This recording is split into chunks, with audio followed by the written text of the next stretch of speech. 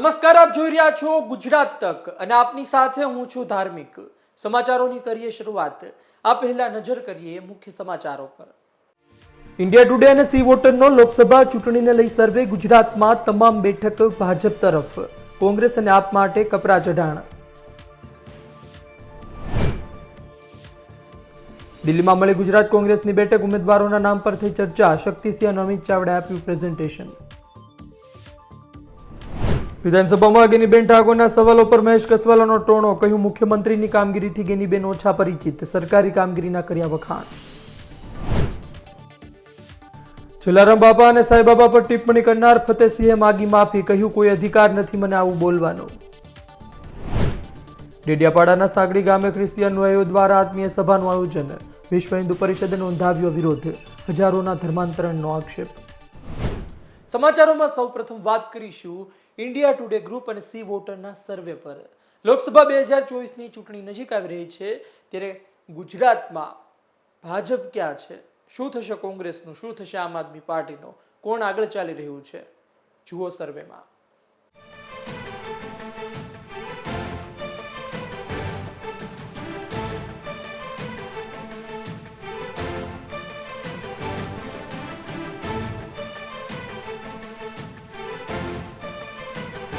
India ટુડેએ દેશનો મિજાજ પારખી લીધો છે. લોકસભા ચૂંટણી પહેલા જ ગુજરાત રાજ્યની તસવીર આ સર્વેમાં કંઈક આવી નજર આવી રહી છે.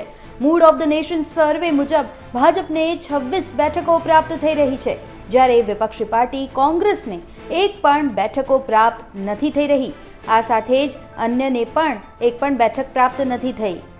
ગુજરાતમાં કુલ 26 બેઠકો છે અને આ 26 બેઠકો ભારતીય જનતા પાર્ટીને પ્રાપ્ત થતી આ સર્વેમાં નજર આવી રહી છે. એટલે એકવાર ફરી વર્ષોની સત્તા ટકાવી રાખવા માટે ભારતીય જનતા પાર્ટી અડીખમ ઊભી છે ગુજરાતમાં. એકવાર ફરી સર્વે મુજબ ભાજપ ગુજરાતમાં લોકસભાની ચૂંટણીમાં બાજી મારશે. બીજી બાજુ કોંગ્રેસ કંઈ ખાસ કમાલ નથી કરી શકી. આમ આદમી પાર્ટી પણ સર્વે મુજબ લોકસભામાં કંઈ અસરકારક રીતે કામ કરતી જોવા ન મળી. વોટ શેરની પણ વાત કરી લઈએ તો ઇન્ડિયાને 26.4, એનડીએને 62.1, અન્યને 11.5% વોટ શેર પ્રાપ્ત થયું છે. ઇન્ડિયા ટુડે દેશ કા મિજાજ સર્વેમાં આમ આદમી પાર્ટી કંઈ કમાલ કરતી જોવા નથી મળી. ગરજતા વાદળ વરસ્યા નથી, એમ જ આમ આદમી પાર્ટી ગરજી પણ વરસી નહીં એવું લાગી રહ્યું છે. અને ભારતીય જનતા પાર્ટી એકવાર ફરી ગુજરાતમાં કમળ ખીલાવવામાં સક્ષમ થઈ હોય તેવું લાગી રહ્યું છે. બ્યુરો રિપોર્ટ, ગુજરાત તક. જલારામ બાપા અને સાંઈબાબા પર વિવાદિત શબ્દો ઉપયોગમાં લેતા ફતેહસિંહ ચૌહાણ કે જેઓ ભાજપથી ધારાસભ્ય છે, તેમણે હવે માફી માંગી છે. વિડીયો વાયરલ થઈ રહ્યો છે. શું કહ્યું તેમણે? સાંભળો. જલારામ ભગવાન બનાવી દીધા, જલારામ બાપા સ્વાઈ બાબા ભગવાન બનાવી દીધા. સ્વાઈ બાબા આપણો છે, મુસ્લિમ છે. સ્વાઈ બાબાને ભગવાન બનાયા. જાણે અજાણે કદાચ કોઈ સંપ્રદાય કે સંતોનું અપમાન કરવાનું આવો કોઈને દુઃખ થયું હોય તો હું મારા તરફથી માફી માંગુ છું કે મને કોઈ અધિકાર નથી કોઈ સંત કે કોઈ ધર્મને બદનામ કરવો. લોકસભાની ચૂંટણી પહેલા નેતાઓના બોલ બગડી રહ્યા છે. એક કાર્યક્રમમાં સંબોધન કરતા ફતેહસિંહ ચૌહાણનો વાણી વિલાસ સામે આવ્યો છે. દેવી દેવતાઓ વિશે વિવાદિત કમેન્ટ કરવા માટે જાણીતા પંચમહાલના કાલોલના ધારાસભ્ય ફતેહસિંહ ચૌહાણે આ વખતે વીરપુરના જલારામ બાપા અને શેરડીના સાઈ બાબા વિશે વિવાદ થાય તેવું બોલી ગયા છે. મંચ પરથી બોલતા ફતેહસિંહ ચૌહાણે કહ્યું છે કે જલારામ બાપા તો સંત હતા, પરંતુ લોકોએ તેમને ભગવાન બનાવી દીધા. એટલાથી ન અટક્યા, તેમણે શેરડીના સાઈ બાબા વિશે પણ વાંધાજનક ટિપ્પણી કરી નાખી. તેમણે કહ્યું કે સાઈ બાબા મુસ્લિમ હતા. જ્યાં આસ્થાનો વિષય હોય ત્યાં આવા પ્રકારની ટિપ્પણી બિલકુલ યોગ્ય નથી નેતાજી, કારણ કે આ આસ્થાનો વિષય છે. વીરપુર હોય કે શેરડી, લોકો મોટી સંખ્યામાં દર્શન કરવા માટે આવે છે અને નેતાઓ પોતાના મનમાં શું રાખીને બેઠા હોય છે તે કોઈને નથી ખબર પડતી ને આવા પ્રકારની ટિપ્પણીઓ કરવાથી ઊંચા નથી આવતા. શું કહ્યું સાંભળીએ. જલારામ ભગવાન બનાવી દીધા, જલારામ બાપા સ્વાઈ બાબા ભગવાન બનાવી દીધા. સ્વાઈ બાબા આપણો છે, મુસ્લિમ છે. સ્વાઈ બાબાને ભગવાન બનાયા. વિવાદ થતા ફતેહસિંહ ચૌહાણે પલટી મારી અને આ મુદ્દે માફી માંગતા કહ્યું કે કોઈ પણ સમાજની લાગણી દુભાઈ હોય તો હું માફી માંગુ છું. એક જે હાલની પરિસ્થિતિમાં બદનામ કરવાને ઈરાદે પણ આ અજાણે કદાચ કોઈ સંપ્રદાય કે સંતોનું અપમાન કરવાનું આવો કોઈને દુઃખ થયું હોય તો હું મારા તરફથી માફી માગું છું કે મને કોઈ અધિકાર નથી કોઈ સંત કે કોઈ ધર્મને બદનામ કરવો. એટલે આ બિલકુલ ખોટું એક ઉપજાવી કાઢીને પ્રસારિત કર્યું છે. ઉલ્લેખનીય છે કે ફતેહસિંહ ચૌહાણ અગાઉ પણ વિવાદિત નિવેદન કરી ચૂક્યા છે. તેમણે કહ્યું હતું કે સ્વામિનારાયણ સંસ્થા પૈસા ભેગા કરવાની સંસ્થા છે, જ્ઞાનનો અખાડો નથી. ત્યારે પણ આ મુદ્દો જે હતો એ વિવાદનો મતપૂડો ત્યાં એમાં છેડાયો હતો. ફતેહસિંહ ચૌહાણનો વિડીયો સોશિયલ મીડિયા પર અવારનવાર વાયરલ થયો હતો અને એકવાર ફરી આ વિડીયો વાયરલ થતાં રઘુવંશી સમાજમાં પણ ભારે રોષ જોવા મળી રહ્યો છે. વોટ બેંક સેટ કરવા માટે હિન્દુઓમાં ભાગલા પડાવવાનો પ્રયત્ન નેતાજી કેમ કરી રહ્યા છે એ તો અત્યારે ખબર નથી પડતી, પરંતુ વાણીવિલાસ બાદ તેમને માફી માંગી લીધી છે. અત્યારે આ રિપોર્ટમાં બસ આટલું જ. ગુજરાતના તમામ મહત્વના સમાચાર જોવા માટે અને જાણવા માટે આપ જોડાયેલા રહો ગુજરાત તક સાથે. ફરી મળીશું. નમસ્કાર. વિધાનસભામાં સવાલ કરનાર ગેનીબેન ઠાકોરને મહેશ કસવાલાએ જવાબ આપ્યો છે. ગેનીબેન ઠાકોરને શું કહ્યું મહેશ કસવાલાએ, સાંભળો.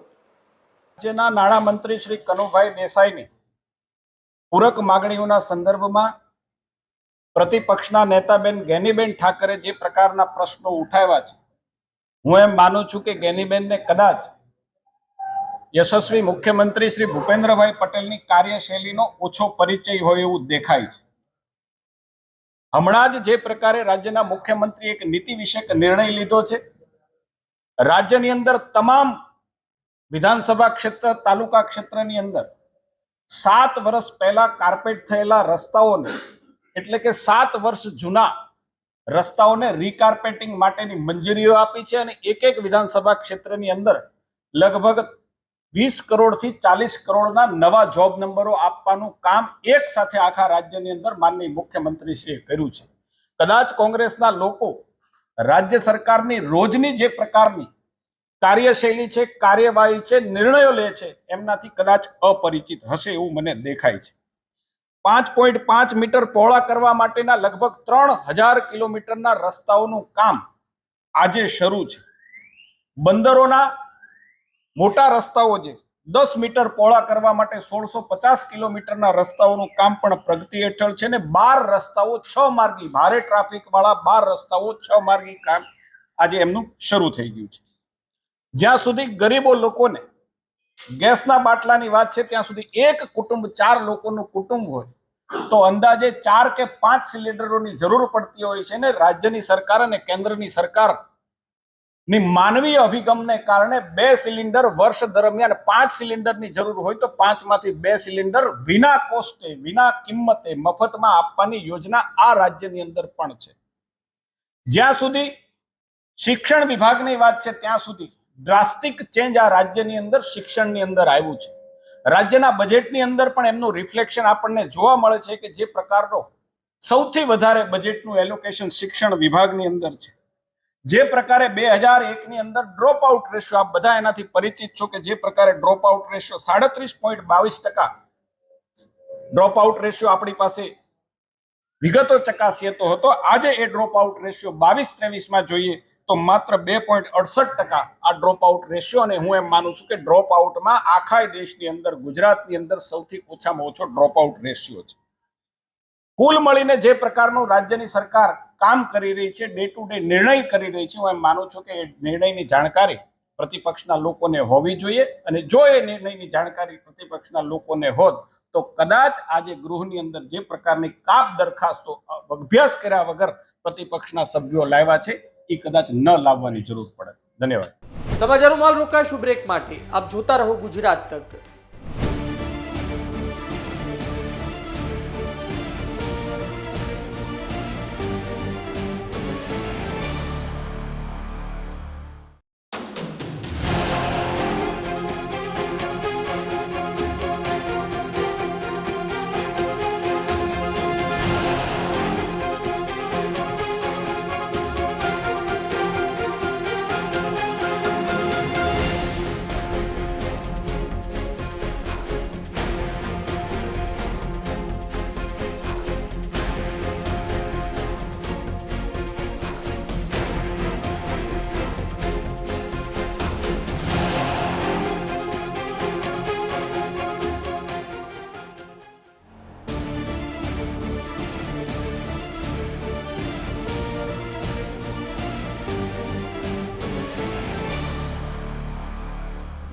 સમાચારમાં હવે ઇન્ડિયા ટુડેના સર્વે પર ચર્ચા.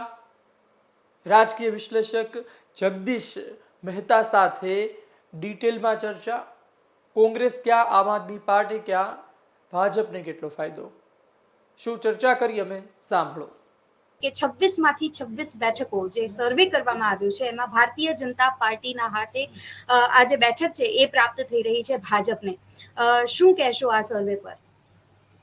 બેન, સર્વેનો જે સેમ્પલ આકાર જે છે ને, આમ તો એના આધારે કહેવું જોઈએ, કારણ કે 6.5-7 કરોડની ગુજરાતની જનસંખ્યા છે અને જેને સર્વે કે છે, હાલાકી મોટા ભાગના સર્વે સત્યની બહુ સમીપે હોય છે, જુદી વાત છે, અને એ સર્વે કદાચિત ન કર્યો હોય તો પણ આજની તારીખે આજની સ્થિતિ એવી હાલત છે કે ભારતીય જનતા પાર્ટી ગમે તેની ઉપર હાથ મૂકી દે તો એ જીતે એવી સંભાવના છે.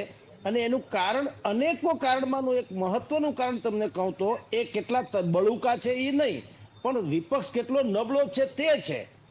એટલે એ વાત જે સર્વેના આધારે કરવામાં 26માંથી 26 અત્યારની સિચ્યુએશન જોતા એક માત્ર ભરૂચની બેઠક ચૈતર વસાવાની જે છે એ જો કોઈ કાળે ભારતીય જનતા પાર્ટી એને હરાવવામાં કે એને પટાવવામાં, આ બે વાત કહું છું, પહેલા પટાવવામાં અને પછી પતાવવામાં, એટલે રાજકીય રીતે હરાવવામાં, આ બેમાં જો એ સફળ નહીં જાય તો 26માંથી 26 બેઠક જે છે એ ન કેવળ આપણે પરંતુ વિપક્ષ પણ કહી રહ્યો છે કે આવી સંભાવના હોઈ શકે. કારણ એવું છે કે બાકીના સામે જે કાઉન્ટર પાર્ટ હોવો જોઈએ એ કાઉન્ટરની કોઈ વ્યવસ્થા છે નહીં. બિલકુલ. વોટ શેરની પણ આપણે વાત કરીએ તો ઇન્ડિયા ગઠબંધનને 26.4% જે છે આ સર્વેમાં આટલા ટકા મત મળ્યા છે અને એનડીએને 62.1% અને અન્યને 11.5%. વોટ શેરની દ્રષ્ટિએ પણ આગળ છે, એટલે લાસ્ટ ટાઈમની સરખામણીએ 2019 નો જે રેશિયો છે ને આ વખતેનો છે એ સેમ અપ્રોક્સ બતાવવામાં આવી રહ્યું છે. હવે એ તો થોડુંક આશ્ચર્યજનક કહેવાય. બલ્ક કારણ એવું છે કે આમ તો ગુજરાત જે છે એ તો હિન્દુત્વની લેબોરેટરી કહેવાય છે, પહેલી વાત તો એ.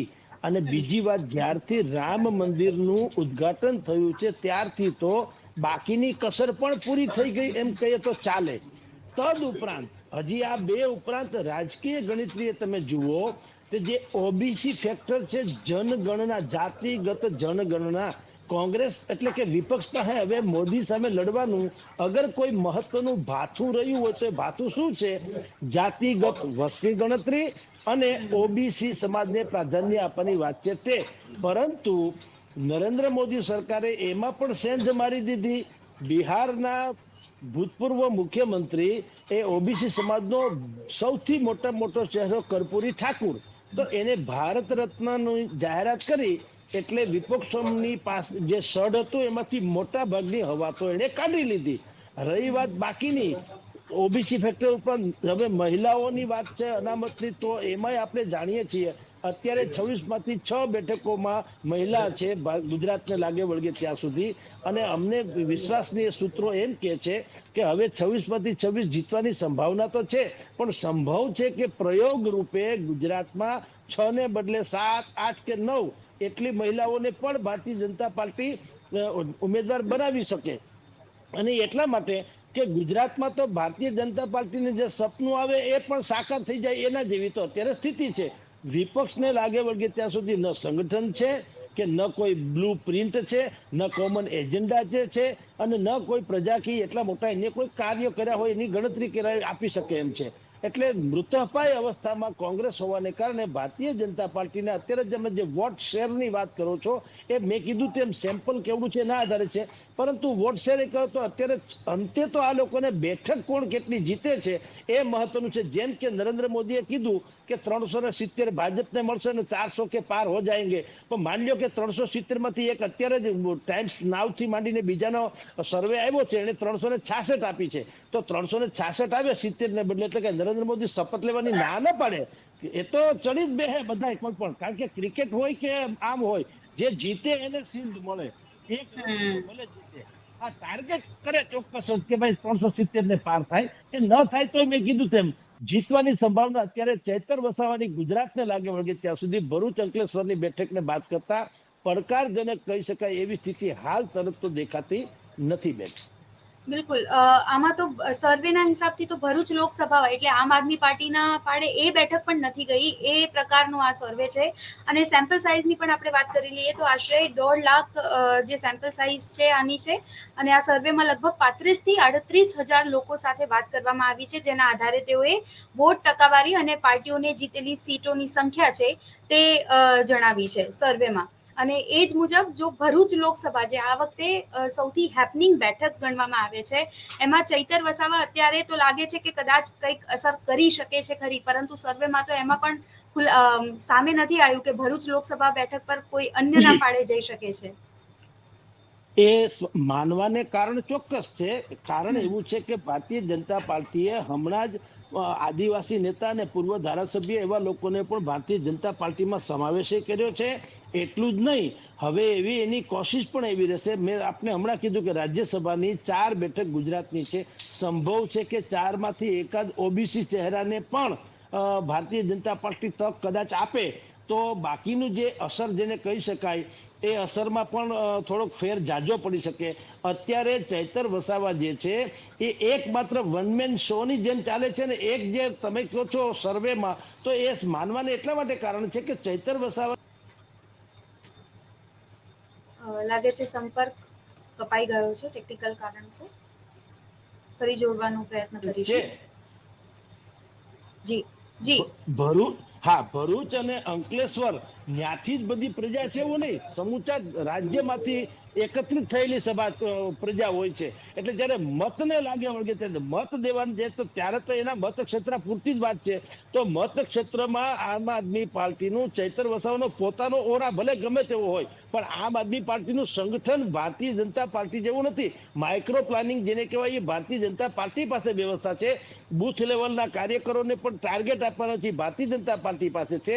Media management Bharatiya Janata party પાસે છે. અને જે કઈ ચૂંટણીને લક્ષીને કરવું ઘટે એ આમ દામ સામ દામ દંડ ભેદ એ બધું ભારતીય જનતા પાર્ટી પાસે છે. એની કમ્પેરમાં આમ આદમી પાસે વોટ ઓછું છે. એટલે ચહેરો હોવો એક ચૈતર વસાવા નો ડાઉટ અત્યારે ફાઇટર છે, એમાં કોઈ શંકા નથી. પણ આપણે બધા જ જાણીએ છીએ કે એક પર એક મુઠ્ઠી છે ને એક પર પંજો હોય તો મુઠ્ઠીની જીત થાય. એમાં આ ભારતીય જનતા પાર્ટી પાસે મુઠ્ઠી છે અને આ ભાઈ એક અત્યારે પંજો છે. એટલે જોવાનું રહેશે, રસપ્રદ બની રહેશે. એ જુદી વાત છે. એટલે સર્વે કદાચ કહે છે કે ભારતીય જનતા પાર્ટી ભરૂચની બેઠક ઉપર પર જીતે તો કોઈ બહુ આશ્ચર્યજનક વાત નથી. કદાચ ન જીતે તો જ આશ્ચર્ય છે. બિલકુલ. જી ધાર્મિક. જી બીજી પણ ઘણી બાબતો જાણવી છે જગદીશભાઈ આપણી પાસેથી. વિધાનસભા ચૂંટણીમાં 156 બેઠકો ભારતીય જનતા પાર્ટી જીતે છે. ઐતિહાસિક બેઠકો જીતે છે CR પાટીલ, પરંતુ CR પાટીલ હવે 5 લાખથી પણ વધુની લીડ સાથે જીતવાની વાત કરે છે. જ્યારે આનો અભ્યાસ કર્યો કે 2019માં શું સ્થિતિ હતી, 5 લાખની લીડ અત્યારે ભારતીય જનતા પાર્ટીને જોવે છે, પણ ગત ચૂંટણીમાં શું હતી, તો માલુમ થાય છે કે અમુક સીટો પોતે CR પાટીલની સીટ છે, સુરતથી દર્શના જરદોશની સીટ છે અને વડોદરાથી રંજનબેનની સીટ છે. આ સીટમાં 5 લાખથી પણ વધુની બહુમતી આવી હતી 2019માં, પરંતુ 26 સીટો છે. હવે બાકીની 21 સીટોમાં 5 લાખથી વધુની બહુમતી આવી નહોતી. એટલે એક મોટો પડકાર છે. તમને લાગે છે કે આ પડકાર CR પાટીલ સાધી શકશે અથવા તો દરેક બેઠક પર 5 લાખની બહુમતી આવી શકશે? જુઓ ભાઈ, આ છે ને એક મનોવૈજ્ઞાનિક યુદ્ધ છે, વોર છે અને એક સ્ટ્રેટેજી છે. 5 લાખથી ઓછી લીડથી કોઈ જીતે તો ભારતીય જનતા પાર્ટી એમ નથી કહેવાનું કે ભાઈ અમે ટાર્ગેટથી ઓછા જીત્યા છીએ એટલે હવે અમારે આ બેઠક નથી જોતી. મેં આપને પહેલા કીધું તો એક મતથી જીતશે તો પણ એ તો જીતેલા જ કહેવાશે. પરંતુ ગુજરાતીમાં એક કહેવત છે, તમે મોતને બાંધો ને તો તાવ આવે. 5 લાખની લીડની વાત કરો તો કમસે કમ જીતવામાંથી તો જવાનો પ્રશ્ન જ નથી આવતો, સમજી લ્યો. અને એ છે ને એક પ્રકારનું એક બુસ્ટર ડોઝ જેવું છે. કાર્યકર્તાઓને એમ લાગે કે આપણે હારવા કે પડકાર ઝીલવા નથી આવ્યા, એટલા મતે જીતવું છે એ જ વાત છે. એટલે જીતવાની તો વાત જ પૂરી થઈ ગઈ. જીતી તો ગયા જ છીએ. હવે કેટલી લીડથી જીતાવશું ને આપણે સારી લીડથી જીતાવશું તો આપણે ગુડ બુકમાં CR પાટીલથી માંડીને ભારતીય જનતા પાર્ટીના હેડ ઓલામાં આપણે એની ગુડ બુકમાં સમાવેશ કરીશું. એટલે મૂળ તમે વિચાર કરો મનોવૈજ્ઞાનિક કેવી લડત છે કે પ્રત્યેક કાર્યકર્તા અને ઉમેદવાર પણ એવું છે. આના 2-3 આયામો છે ભાઈ. એક તો 5 લાખની વાત કરીને કાર્યકર્તા નથી કે આપણે લીડ પૂરી કરવી જ પડશે, લીડ કરીએ જીતાડવાની, તો સ્વાભાવિક જ છે કે CR પાટીલની કે ઓલાની ગુડ બુકમાં આવશું. પણ એનાથી પણ બીજું કહું, કાર્યકર્તાને પણ લાગે છે કે ભારતીય જનતા પાર્ટી જીતી તો રહી જ છે. પહેલી વાત તો એ હારવાની તો વાત જ નથી. અર્થાત સરકાર તો ભારતીય જનતા પાર્ટીને બનવાની છે. તો જો સરકાર જ આપણી બનવાની છે તો હવે જે ભવિષ્યમાં હું જે જેટલો કામ વધુ લાગીશ એટલું મને પાર્ટીમાંથી વળતર મળશે. પૈસા નહીં, વળતર અનેક રીતે મળતા હોય છે. એટલે પહેલી વાત તો ટેમ્પરામેન્ટ જ એવું થાય કે જીતની તો ગેરંટી છે. હવે કેટલા અંશે કોણ જીતાડી શકે હરીફાઈ એની થવાની છે. આ એક વાત. બીજો આયામ મેં કીધું એ એવો થવાનો, કોઈ પણ ઉમેદવાર ગોરખિયા કરી શકે નહીં પક્ષની સામે. કારણ કે પક્ષે સ્વયં કીધું છે કે 26 બેઠક અમારે 5 લાખની લીડથી જીતવી છે. અર્થાત અમારે ચહેરો મહત્વ નથી, કમળ મહત્વનું છે. અને આપની જાણ ખાતર આપ બધા જાણો જ છો કે ગુજરાતની 26 બેઠકની લોકસભાની એ લોકોએ કાર્યાલયો ખોલી નાખ્યા અને કાર્યાલય કમળના નામે જ ખોલ્યા, એમાં કોઈ છગન મગનનું નામ નથી. તો વિચાર કરો, મનોવૈજ્ઞાનિક લડત કેવી છે કે કોઈ એમ ન કહી શકે કે આ મારો વિસ્તાર છે ને મારા સિવાય કોઈને આપતા નહીં. બલકે એ લોકોમાં પણ એક એવી લઘુતા ગ્રંથિ અત્યારે ઘૂસી ચૂકી છે કે ભગવાન કરે ને મારી ટિકિટ ન કપાય તો સારું. એટલે એ લોકો ડિફેન્સમાં આવી ગયા. સામાન્ય રીતે એવું છે, અને ભારતીય જનતા પાર્ટીના સ્ટ્રેટેજી છે આક્રમણ જ સૌરાષ્ટ્રનો શ્રેષ્ઠ પ્રકાર છે, ડિફેન્સ નહીં. જગદીશભાઈ, હા, આપે વાત કરી, સાચી વાત છે કે ભાઈ આ CR પાટીલ પોતે પણ બોલ્યા હતા કે ઉમેદવારોના નામ જાહેર કર્યા પહેલા અમે કાર્યાલય ખોલી નાખ્યા છે અત્યારે. પણ વાત એ છે કે ભારતીય જનતા પાર્ટી એટલી શ્યોર છે, એટલો વિશ્વાસ છે ને, તો શા માટે એ ભરતી મેળો કરી રહી છે? શા માટે બીજા ધારાસભ્યોને પોતાની તરફ લઈ રહી છે? હવે તમે જુઓ કે જુનાગઢથી જે ધારાસભ્ય હતા ભૂપતભાઈ, જુનાગઢ વિધાનસભાની સીટનો પ્રયાસ, લોકસભા સીટનો જ્યારે અભ્યાસ કર્યો ત્યારે ખબર પડી કે ત્યાં 2 કોંગ્રેસના ધારાસભ્યો હતા, વિમલ ચુડાસમા, ભૂપતભાઈ ગયા. દાહોદ બેઠક છે, આણંદ બેઠક છે. આણંદ બેઠકમાં પણ ભાજપને 2 લાખથી ઓછી લીડ મળી હતી 2019માં. ત્યાંથી પણ ચિરાગ પટેલને લઈ ગયા છે ને બીજી પણ બેઠકનો સમાવેશ થાય છે. પાટણ બેઠક છે, પાટણમાં કોંગ્રેસના ધારાસભ્યો વધારે છે. તો આ બેઠકો જીતવા માટે શું ભારતીય જનતા પાર્ટી આ બીજા ધારાસભ્યો છે તેને પોતાની તરફ લઈ રહી છે? તમે ક્યારેય મુકેશ અંબાણીને એમ કહેતા સાંભળ્યા છે કે ભાઈ બહુ પૈસા થઈ ગયા, હવે તો ભગવાન કરે ને એક પણ પૈસો મારી પાસે ન આવે તો સારું? આવું સાંભળ્યું ક્યારેય? ના. મને મારું છાપું છે એની એટલી નકલ વેચાતી હોય, મેં ક્યારે એમ કીધું હવે તો વધુ નકલ ન વેચાય તો સારું, એવું છે? ના. ગુજરાત સમાચાર, સંદેશ, અત્યારે ગુજરાતમાં મેઇન સ્ટ્રીમ છાપાની વાત કરું, ગુજરાત સમાચાર, સંદેશ અને ભાસ્કર દાખલા તરીકે હાલો ને, નામજોગ પ્રજા સમજી શકે. એ ત્રણેયના માલિકોને પૂછો કે તમે અત્યારે લીડ જ કરી રહ્યા છો, પણ તમને સંતોષ છે કે ના ભાઈ હવે તો એક કોપી ન વધે તો સારું? ના. એવી રીતે તમારી જેમ ટ્યુબરથી માંડીને મેઇન સ્ટ્રીમની જે ચેનલ્સ છે એને ક્યારે એમ થયું કે હવે TRP ન વધે તો સારું? જેમ આપણી ભૂખ નથી સંતોષાતી એમ ભારતીય જનતા પાર્ટીની ભૂખ પણ શું કામ સંતોષાય? અને એ જે તમે કહો છો ભૂપતભાઈની વિસાવદરના ધારાસભ્ય હતા આમ આદમીને, એને લઈ લીધા છે. હજી બોટાદના છે એને લેવાની છે, જામજોધપુરના છે એને લેવાની વાત આવે છે, લલિતભાઈ વસોયા છે ધોરાજીના એને લેવાની વાત આવે છે. ઇવન તો અર્જુન મોઢવાડિયા સુધીની ચર્ચાઓ તો ચાલી રહી છે. તો શું કામ ન લે? કારણ એવું છે એ કોઈ પણ પ્રકારની એક જેને કહેવાય ને ક્લુ રહેવા માંગતા નથી. કારણ કે આ જે છે ભૂપતભાઈ કયો, લલિતભાઈ વસોયા કયો, અર્જુન મોઢવાડિયા કયો, અમરીશ ડેર કયો, આ બધા ધારાસભ્યો છે એ કોઈ એના પક્ષને કારણે નથી જીતતા, એ સ્વયંની પ્રતિષ્ઠાથી જીતે છે. આ બહુ જ માઇક્રો પ્લાનિંગ વાળી વાત આપણે કહું ને, બહુ ધ્યાને રાખવા જેવું છે. ધારો કે એની ઉપરથી કોંગ્રેસનું બેનર હટાડી દો તો એ હારી જાય એવું નથી. તો હાલ સમાચારોમાં આટલું જ. વધુ સમાચાર સાથે ફરી મળીશું. આપ જોતા રહો ગુજરાત તક.